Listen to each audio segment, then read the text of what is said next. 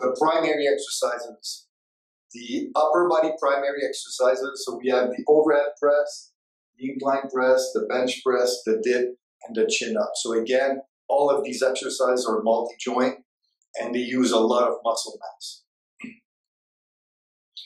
Now the key, whenever you're writing a program, so you start with your A series, so your A1 exercise should always be your pressing exercise, your extensor movement, okay? And the reason is everything in training, everything in your training program on that day will stem from what's going on with your pressing exercise, okay? So extensors, they're the key to athletic performance, okay?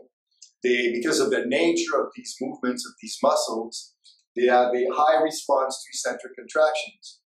Okay? Like very powerful athletes, very powerful contractions. You get a lot of training effect from overemphasizing the eccentric component. Okay?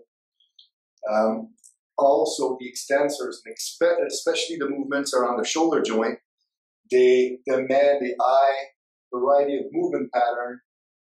And the reason is you really want to prevent creating any type of pattern overload syndrome type injuries.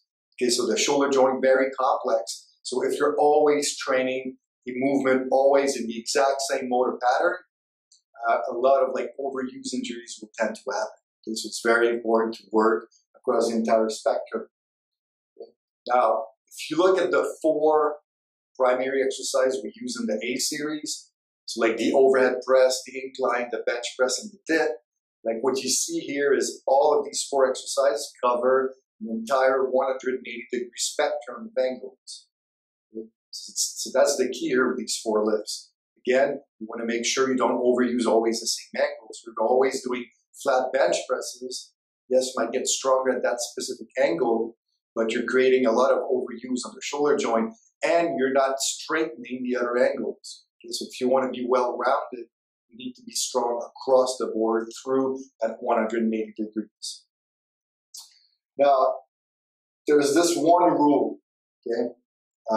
It's really, really key to proper long-term progression.